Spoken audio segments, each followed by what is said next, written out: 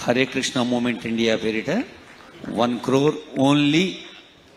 అది కోటైనా పక్కన ఓన్లీ అనే అక్షరాలు రాయటం సాంకేతికంగా అవసరం.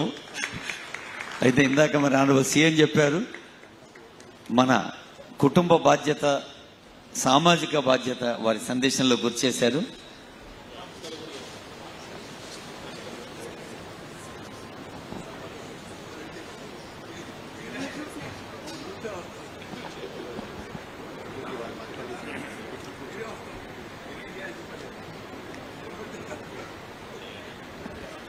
ఆ దాత అంటున్నారు మాకు ఇంకా వేరే ఏమీ అక్కర్లేదు, మీరు నిలబడితే చాలు అని.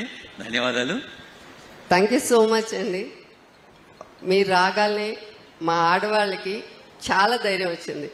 మేము నిజంగా ఎంత ధైర్యం అంటే మేము డబ్బు సంపాదించుకోగలం, మా కాళ్ళ మీద మేము నిలబడగలం. And it's a immense of happiness అండి. అసలు అది మాటల్లో కూడా చెప్పలేము. చాలా చాలా ధైర్యం వచ్చింది. Thank you so much. భగవంతుడు మీకు 100 ఏళ్ళు ఇలానే ఉండాలి. మీరు టేక్ ఆఫ్ తీసుకున్నారు, ఇంకా ఎలా చెప్పాలి, వెరీ హ్యాపీ అండి. Thank you so much. ఇప్పుడే హరే కృష్ణ చేసే కార్యక్రమానికి టెంపుల్కి 1 కోటి రూపాయలు సక్కు గ్రూపు ఇచ్చారు. ఈ తల్లి చెప్పిన మాట నాకు చాలా ఆనందం. ఎక్కడ పోయినా రాష్ట్రంలో నవ్వులు కనపడుస్తున్నాయి, అందరూ ఆనందంగా ఉన్నారు.